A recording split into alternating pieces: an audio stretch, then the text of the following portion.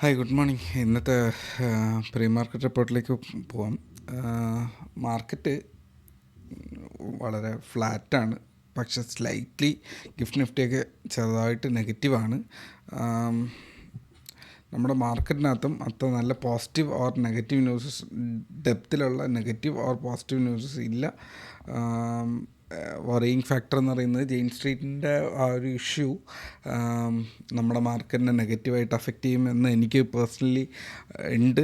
അതായത് നമ്മൾ 25,000 റേഞ്ചിലേക്ക്, 25,000 to 25,100 240 range ചിലപ്പോൾ ടച്ച് ചെയ്തേക്കാം എന്ന് എനിക്ക് തോന്നുന്നുണ്ട്.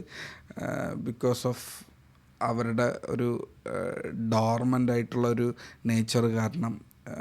പിന്നെ കുറച്ച് ദിവസത്തേക്ക് ആ മാനിപ്പുലേഷൻസ് കുറവായിരിക്കും. ആക്ച്വലി വളരെ വലിയ മാനിപ്പുലേഷൻസ് മാർക്കറ്റിനകത്തുണ്ടായിരുന്നു.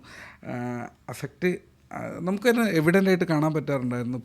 പല ദിവസങ്ങളിലും സ്റ്റോക്കിൻ്റെ പെർഫോമൻസ് എന്ന് പറയുന്നത് വളരെ വിയേർഡായിരുന്നു. സ്റ്റോക്ക് എന്നല്ല, ഇൻഡെക്സിൻ്റെ ഒരുപാട് സമയത്ത് നമ്മൾ ട്രാപ്പായിട്ടുമുണ്ട്, ഇല്ലെന്ന് പറയുന്നില്ല.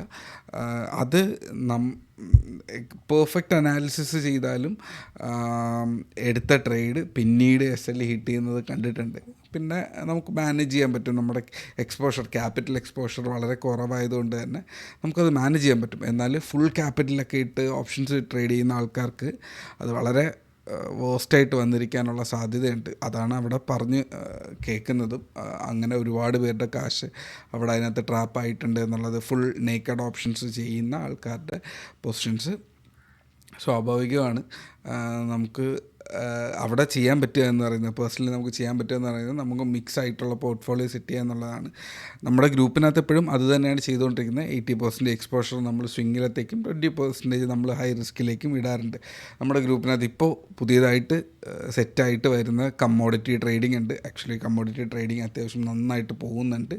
സോ കമ്മോഡിറ്റി ട്രേഡിങ്ങിലും ഇനി അനാലിസിസ് വരുന്നുണ്ടാവും. വരും ദിവസങ്ങളിൽ ഫോക്കസ് ചെയ്ത് തുടങ്ങുന്നതേ ഉള്ളൂ. സ്വിങ് പൊസിഷൻസ് എല്ലാം ജസ്റ്റ് നോർമലാണ്.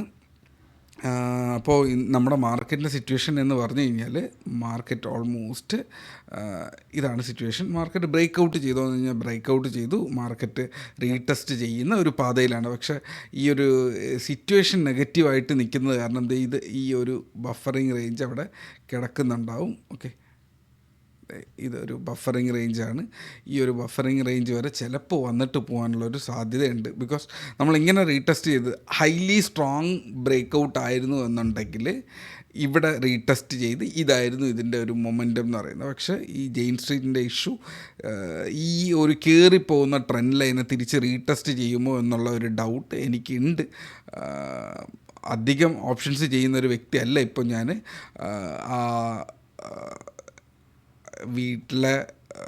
വീടിൻ്റെ പണി കഴിഞ്ഞതിന് ശേഷം പിന്നെ ഞാൻ എനിക്ക് അഗ്രസീവായിട്ട് ഓപ്ഷൻ ട്രേഡിങ് ചെയ്യാൻ പറ്റിയിട്ടില്ല.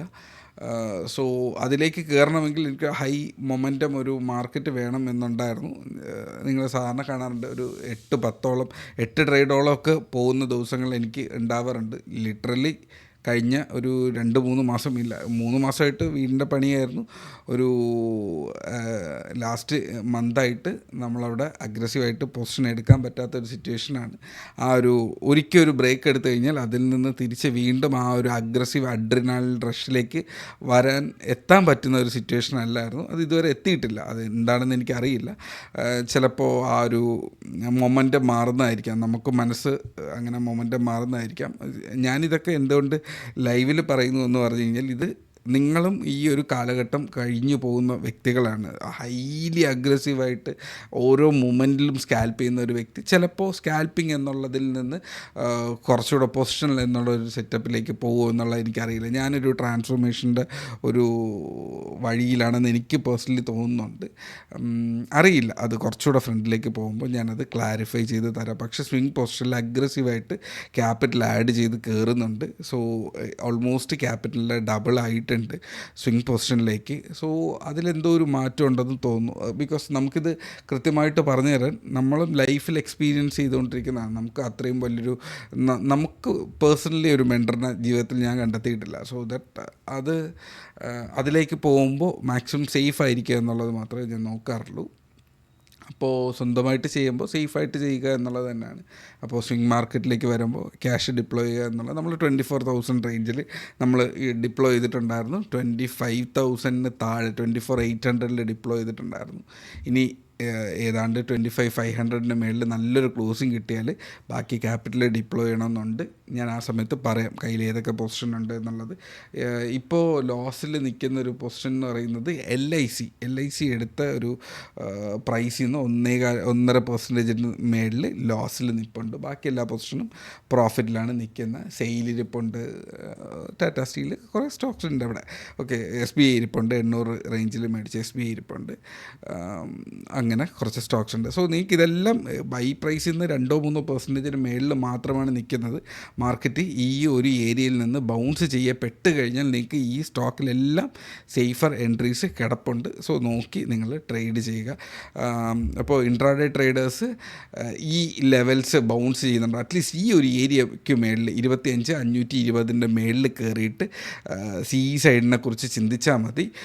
ലോവർ സൈഡിലത്തേക്ക് ചെറിയ മൊമെൻറ്റംസ് ഉണ്ട്. 25,000 to 25,100 റേഞ്ചിലേക്കൊക്കെ ഒരു ചെറിയൊരു മൊമെൻറ്റം ഈ ചിലപ്പോൾ ആദ്യത്തെ ഒരു പാനിക് സെല്ലിങ്ങിൽ ഇന്ന് ചിലപ്പോൾ വന്നേക്കാം. എനിക്ക് അങ്ങനെ ഒരു തോട്ട് പ്രോസസ്സ് വരുന്നതാണ്. സാധാരണ ഈ ഒരു മൊമെൻറ്റമൊക്കെ ഹൈലി അഗ്രസീവായിട്ട് ഞാൻ മാർക്കറ്റിനെ ഷോർട്ട് ചെയ്യാറുണ്ട്. ഇന്ന് ഷോർട്ട് ചെയ്യുന്നില്ല. ഷോർട്ട് ചെയ്യേണ്ട പൊസിഷൻ എൻ്റെ മനസ്സിനകത്തുണ്ട്. ഇതൊരു എഡ്യൂക്കേഷണൽ പർപ്പസിന് വേണ്ടി ഷെയർ ചെയ്യുന്നതാണ്. സോ ഞാനത് എടുക്കും എന്ന് പറയേണ്ട ആവശ്യമില്ല. ട്രേഡ് ചെയ്യുന്നൊരു മൈൻഡ് സെറ്റിലല്ല ഞാൻ താഴേക്ക് മാർക്കറ്റ് വന്നു കഴിഞ്ഞാൽ ചില സ്റ്റോക്കുകൾ മനസ്സിൽ വെച്ചിട്ടുണ്ട്. ആ സ്റ്റോക്കുകളെ ബോട്ടത്തിൽ ഗ്രാബ് ചെയ്യുന്ന ഒരു മൈൻഡ് സെറ്റിലാണ് ഇപ്പോൾ നിൽക്കുന്നത്. സോ അതാണ് ഞാൻ പറഞ്ഞത്. സ്വിച്ചിങ് ആണോ ട്രാൻസ്ഫോർമേഷൻ ആണോ എന്ന് അറിയില്ല. പൊസിഷൻ മൈൻഡ് ഫുള്ളി ഒരു വേറൊരു രീതിക്ക് സ്കാൽപ്പിംഗ് എന്നുള്ളതിന് പകരം പൊസിഷൻ എന്നുള്ള ഒരു സംഭവം അവിടെ വരുന്നതായിട്ട് തോന്നുന്നു. നോട്ട് ഷുവർ, അത് പിന്നീട് ഒരു ദിവസം സംസാരിക്കാം. മാർക്കറ്റ് ഇത്രയേ ഉള്ളൂ. മാർക്കറ്റിൻ്റെ ഈ ഒരു ലെവൽ റീടെസ്റ്റ് ചെയ്ത് ചിലപ്പോൾ കയറിപ്പോയേക്കാം. എന്നെ സംബന്ധിച്ചിടത്തോളം കുറച്ചുകൂടെ താഴേക്ക് വന്നിട്ട് ഈ ഒരു ഏരിയയിൽ നിന്നായിരിക്കും ചിലപ്പോൾ ബൗൺസ് ചെയ്യുന്ന. തേർഡ് ഏരിയയുടെ ഇത് കാണുന്നുണ്ട്. ഇത് തേർഡ് ഏരിയയിൽ വന്ന് ബൗൺസ് ചെയ്ത് ഈ ഒരു ഏരിയയ്ക്ക് താഴെ നമ്മൾ കുറേ കാലമായിട്ട് ട്രേഡ് ചെയ്തത്. സോ ഈ ഒരു ഏരിയയിൽ റീടെസ്റ്റ് ചെയ്ത് 25,100, 140 റേഞ്ചിലൊക്കെ വന്നിട്ട് തിരിച്ച് കയറുന്നതായിരിക്കും. ചിലപ്പോൾ ഇതിനെയും മാനിപ്പുലേഷൻ ആണെങ്കിൽ ഇതിനെയും ബ്രേക്ക് ചെയ്യിപ്പിച്ചിട്ട് തിരിച്ച് വീണ്ടും മാർക്കറ്റ് ഇവിടെ നിന്ന് കയറിപ്പോയേക്കാം. സോ ദാറ്റ് നമ്മൾ കയ്യിലിരിക്കുന്ന എല്ലാ പൊസിഷനും നമ്മളിവിടെ ഒഴിവാക്കിയിട്ട് ഇവിടെ നിന്ന് മാർക്കറ്റിൽ അവർ ലോവർ പ്രൈസിൽ മേടിച്ച് മാർക്കറ്റിനെ ബൗൺസ് ചെയ്യിപ്പിച്ചേക്കാം. അങ്ങനെയൊക്കെ ആണ് മാനിപ്പുലേഷൻ എന്ന് പറയുന്നത്. ഇത് സ്റ്റോക്കിലെ ഇൻവെസ്റ്റർ മാനിപ്പുലേഷനാണ്. ബൈയിങ് ഓൺ പാനിക് എന്ന് പറയും ആ ഒരു സിറ്റുവേഷൻ. സോ ഇത്രയേ ഉള്ളൂ മാർക്കറ്റിൽ. ഇപ്പോൾ ലെവൽസ് ഞാൻ പറഞ്ഞു, നിങ്ങൾക്ക് എല്ലാവർക്കും അറിയുന്ന ലെവൽസ് തന്നെയാണ്. 240, 100, 25,000, 24,800 ഇങ്ങനെ ലോവർ ലെവൽസ് ഉണ്ട്. മേളിലേക്ക് 25,520 മേളിൽ മാത്രം ട്രേഡിനെ കുറിച്ച് പ്ലാൻ ചെയ്യുക. അതിൻ്റെ ഇടയിൽ ട്രേഡ് ചെയ്യരുത്. 400 റേഞ്ചിൽ സപ്പോർട്ടുണ്ട്, 350, 400 റേഞ്ചിൽ സപ്പോർട്ടുണ്ട്. ഓക്കെ, അടുത്ത് 500 to 520, അത് കഴിഞ്ഞ് 600 റെസിസ്റ്റൻസ് ഉണ്ട്. ഒരു 720 മേളിലൊരു റെസിസ്റ്റൻസ്, 25,800 ഈ ലെവൽസ്, 25,960 എന്നിങ്ങനെ ലെവൽസ് അവിടെ ഉണ്ട്. ഓക്കെ, ഇത്രയും ലെവൽസാണ് അവിടെ നോക്കാനുള്ളത്. സ്വിംഗ് പൊസിഷൻസ് കയ്യിലിരിക്കുന്നവർക്ക് വലിയ ടെൻഷനുള്ള പൊസിഷനൊന്നും അല്ല. മാർക്കറ്റിൽ പാനിക്ക് നിങ്ങൾക്ക് തോന്നുവാണെങ്കിൽ നിങ്ങൾക്ക് പാർഷ്യലി കുറച്ച് പൊസിഷൻസ് വേണമെങ്കിൽ ഒഴിവാക്കാം. ഞാൻ ഏതാണ്ട് ചില സ്റ്റോക്കിൽ 15 ക്വാണ്ടിറ്റി ഒക്കെ ഉണ്ടായിരുന്ന സ്റ്റോക്കിൽ 5 ക്വാണ്ടിറ്റി പ്രോഫിറ്റ് ബുക്ക് ചെയ്തു. ചെറിയ പ്രോഫിറ്റായിരുന്നു. അത് ബുക്ക് ചെയ്തിട്ട് പൊസിഷൻ കുറച്ചൊന്ന് ലൈറ്റാക്കി. അത്രയും എക്സ്പോഷർ വേണ്ടെന്ന് പറഞ്ഞിട്ട് 33% കട്ട് ചെയ്തു. അതേ ഉള്ളൂ. ചില സ്റ്റോക്കുകൾ, വളരെ കുറച്ച് സ്റ്റോക്കുകളിൽ മാത്രം, ബാക്കിയുള്ളതെല്ലാം അങ്ങനെ തന്നെ ഹോൾഡ് ചെയ്യുന്നുണ്ട്. സോ അങ്ങനെ തന്നെ പോട്ടെ. ഈ പറയുന്ന HDFC ബാങ്കൊക്കെ കുറച്ച് താഴെ വന്നിട്ടുണ്ട്. ഇനി നമ്മുടെ ബാങ്ക് നിഫ്റ്റി കീനായിട്ട് വാച്ച് ചെയ്യുക. 58,000 മേളിൽ, ഇല്ലെങ്കിൽ 57,500 മേളിൽ കയറിയിട്ടായിരിക്കും ഇനിയൊരു മാർക്കറ്റ് മൊമെൻ്റ് കിട്ടുക എന്നുള്ളത്. സോ നിങ്ങളൊരു ഇൻട്രാഡേ ട്രേഡർ ആണെങ്കിൽ ബാങ്ക് നിഫ്റ്റി വാച്ച് ചെയ്തു.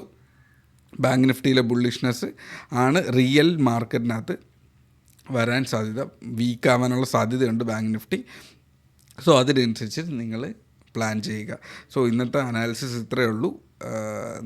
ഇന്നത്തെ മാർക്കറ്റ് ഒന്ന് ഉച്ച കഴിയട്ടെ, എന്നിട്ട് എന്താ ഇനി ഭാവിയിൽ മൂവ് ചെയ്യുക എന്നുള്ളത് ഉറപ്പിക്കാൻ പറ്റുള്ളൂ. ഇതിന് താഴേക്ക് നല്ല വീക്കാകുന്നുണ്ടെങ്കിൽ ഞാൻ ഈ പറയുന്ന അനാലിസിസ് കംപ്ലീറ്റ് റോങ് ആവും. സോ ഈ ഒരു ഏരിയയ്ക്ക് മേളിൽ പോട്ടെ, ഇല്ലെങ്കിൽ ഇതിന് ശേഷം എന്ത് ഡിസൈഡ് ചെയ്യുന്നു എന്നുള്ളതിനനുസരിച്ചിരിക്കും മാർക്കറ്റിൻ്റെ സിറ്റുവേഷൻ. ഓക്കെ, ഞാൻ അത്ര വീഴ്ചയും ഞാൻ എക്സ്പെക്റ്റ് ചെയ്യുന്നില്ല, അത്ര ഹൈ മൊമെൻറ്റവും ഞാൻ എക്സ്പെക്റ്റ് ചെയ്യുന്നില്ല. സോ വെയിറ്റ് ചെയ്ത് ആദ്യത്തെ ഒരു മണിക്കൂറിന് ശേഷം എന്താ മാർക്കറ്റ് എന്ന് കണ്ടെത്തിയിട്ട് മാത്രം അതിനെക്കുറിച്ച് പ്ലാൻ ചെയ്യുന്നുള്ളൂ. സോ ഇത്രയേ ഉള്ളൂ ഇന്നത്തെ analysis. Trade safe, take care.